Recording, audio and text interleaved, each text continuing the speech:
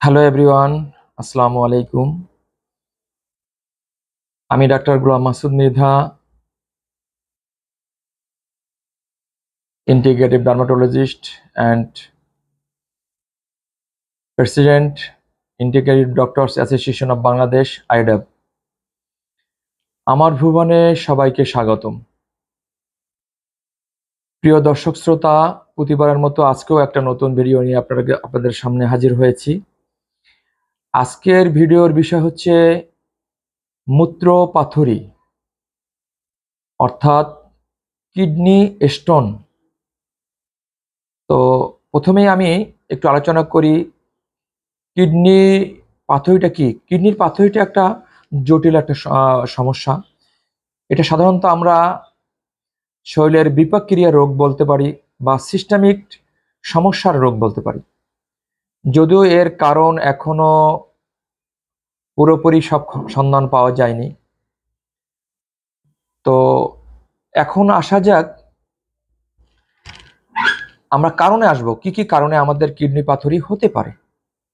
এক নম্বর হচ্ছে আমরা যদি আমাদের শরীরে যদি ভিটামিন এর দীর্ঘদিন অভাব থাকে।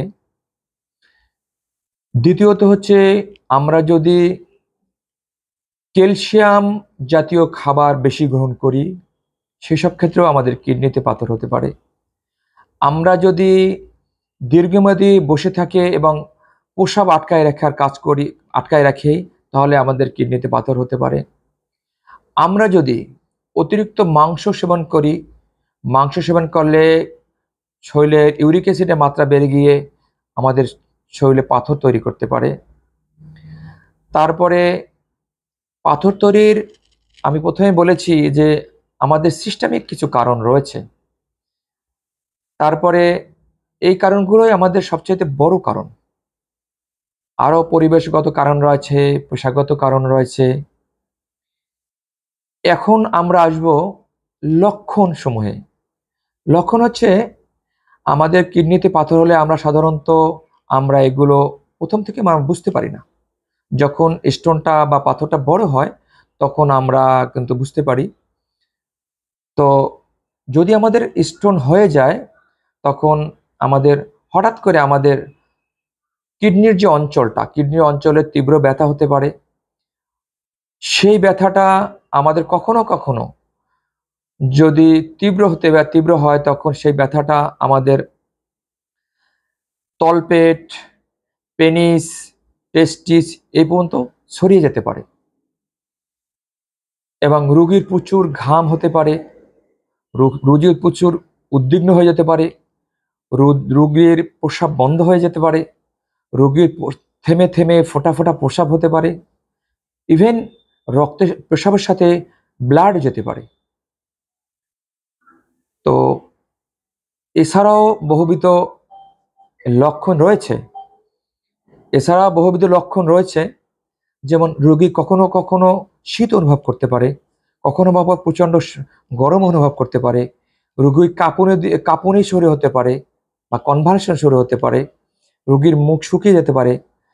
এ ধরনের অনেকগুলো সমস্যা আমরা ইভেন কি যখন পাথর হলে নির্দিষ্ট স্থানে যে পেশিগুলো খুব হার্ড হয়ে যেতে পারে এবং রোগীর সোয়েটিং হতে পারে, মানে প্রচুর মাত্রা ঘাম হতে পারে। তো দর্শক শ্রোতা, এবার আসি আমরা চিকিৎসায়। তো আমি প্রথমেই বলে রাখি, আমি যে আলোচনাটা করব, যে চিকিৎসার কথা বলবো, সেটা কিন্তু পূর্ণাঙ্গ চিকিৎসা নয়, এটা একটা প্রতীকী চিকিৎসা। তো আসা যাক, আমরা কি পাথর হয়েছে, কতটুকু পাথর হয়েছে, আমরা প্রথমে জেনে নেই যে পাথর কি পাথর হতে পারে, কোন কোন পাথর হতে পারে। পাথর হতে পারে আমরা ক্যালসিয়াম অক্সালেট জনিত পাথর হতে পারে, ক্যালসিয়াম ফসফেট জনিত কারণ পাথর হতে পারে, ক্যালসিয়াম ম্যাগনেসিয়াম জনিত পাথর হতে পারে। এগুলো আমাদের হতে পারে। তো এইসব কারণে আমাদের পাথর হতে পারে। এখন চিকিৎসার মূল কথায় আসি। আমরা প্রথমেই এক্স-রে করলে, আইভিউ অথবা প্লেন এক্স-রে করলে আমরা এই জিনিসগুলো আমরা ফাইন্ড আউট করতে পারবো যে পাথরের কত সেন্টিমিটার আছে, কত বড় না ছোট, এটা ফাইন্ড আউট করতে পারবো। মনে রাখবেন, খুব বড় পাথর হলে কিন্তু ওষুধে সেটা সরানো সম্ভব নয়। যদি পাথর ছোট হয়ে থাকে সেসব ক্ষেত্রে আমরা ওষুধ দিয়ে এগুলো গলায় প্রস্রাবের সাথে বের করে দিতে পারি। তো এখন আমরা কিছু এলোপ্যাথিক ট্রিটমেন্টে আসি। যেমন পাথর হলে রোগীর তীব্র ব্যথা, ছটফট করে, উদ্বিগ্ন থাকে, সোয়েটিং হয়। তো এসব ক্ষেত্রে আমরা লক্ষণভিত্তিক চিকিৎসা দিতে পারি। যেমন তাদের আমরা প্রচুর পানি খেতে বলতে পারি। তারপরে আমরা বিশ্রাম নিতে বলতে পারি। তারপর আমরা যদি মনে করি আমাদের যে অ্যান্টিবায়োটিকের ব্যবহার করতে পারি, যেমন সিপ্রোফ্লক্সাসিন আমরা বিডি ডোজে 500 mg আমরা 7 থেকে 14 দিন আমরা ব্যবহার করতে পারি। তীব্র ব্যথা হলে আমরা স্পাজম, অ্যান্টিস্পাজম গ্রুপের ঔষধ আমরা ব্যবহার করতে পারি, যেমন এন্ট্রিনাইল, হাইসোসিন, বুরোমাট গ্রুপের ঔষধ ব্যবহার করতে পারি। তারপরে ভিসারালজিন গ্রুপের ঔষধ ব্যবহার করতে পারি। তো এগুলো আমরা ব্যবহার করতে, যদি উদ্বিগ্ন থাকে রোগী সেসব ক্ষেত্রে ট্রাইডিল অথবা ফুলফেন্ট্রিক্সাল মেলিটাসিন জাতীয় ওষুধ আমরা ব্যবহার করতে পারি, প্রতি ডেলি 2টা অথবা 1টা। তারপরে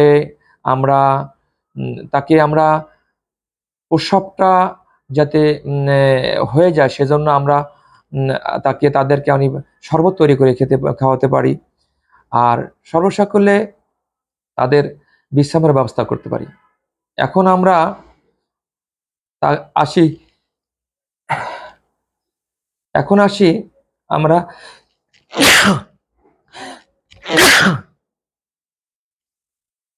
আমরা ইউনানি আয়ুর্বেদিক চিকিৎসা ব্যবস্থায়। ইউনানি আয়ুর্বেদিক চিকিৎসা ব্যবস্থায় এর সুন্দর সুন্দর ওষুধ রয়েছে।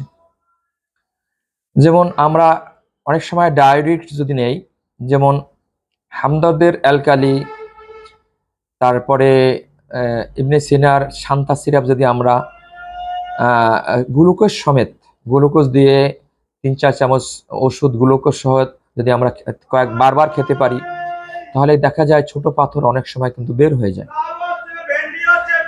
তারপর আমরা অনেক সময় আমরা এছাড়াও অনেক ট্রিটমেন্ট রয়েছে, আমি প্রথমেই ট্রিটমেন্টগুলো আমরা বলবো। এখন আসি আমরা ভেষজ দিয়ে চিকিৎসা। ভেষজের ক্ষেত্রে ভেষজ দিয়ে আমরা চিকিৎসা করতে পারি। যেমন আমরা গক্ষুর কাটার যে একটা বীজ আছে, বীজ আমরা ধনে পাতার রস দিয়ে আমরা রোগীদের 1 চামচ করে সেবন করাতে পারি।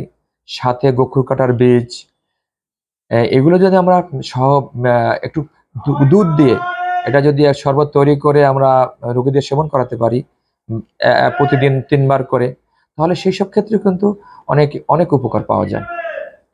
এখন আসি উপদেশের ক্ষেত্রে। সবচাইতে বড় ব্যাপার হচ্ছে, আপনারা অনেকে জানেন না যে আমরা যদি অতিমাত্রায় ভিটামিন সি গ্রহণ করি তাহলে কিন্তু আমাদের কিডনিতে পাথর ফর্মেশন করতে পারে। দ্বিতীয়ত হচ্ছে, আমরা যদি প্রস্রাব চেপে রাখি সেটা আমাদের জন্য অন্যায়। আমরা ভিটামিন সি জাতীয় খাবার কম খাবো, ক্যালসিয়াম জাতীয় খাবার কম খাবো, প্রস্রাব আটকায় রাখবো না। তারপরে বেশি করে জলীয় খাবার খাবো, পানি বেশি খাবো। তো এই খাবার তালিকায় আমরা যদি একটু ধনেপাতা রাখি, সেটা আমাদের জন্য অনেক বেস্ট হয়। এবং আমাদের অনেক সময় দেখা গেছে আমাদের লাইফস্টাইলের কারণেই কিন্তু আমাদের এই কিডনিতে পাথর ফর্মেশন হয়। সুতরাং আমরা যদি আমাদের সঠিক লাইফস্টাইলে আমরা যদি ভালো অর্গানিক খাবার খাই, তাহলে আমাদের কিন্তু এই পাথরের সমস্যাটা আস্তে আস্তে আমার থেকে আস্তে আস্তে কমে যাবে এবং আমরা ভালো থাকবো। প্রিয় দর্শক শ্রোতা, আজ এই পর্যন্তই। আবার কোনো বিষয় নিয়ে দেখা হবে। সে পর্যন্ত ভালো থাকবেন। আল্লাহ হাফেজ।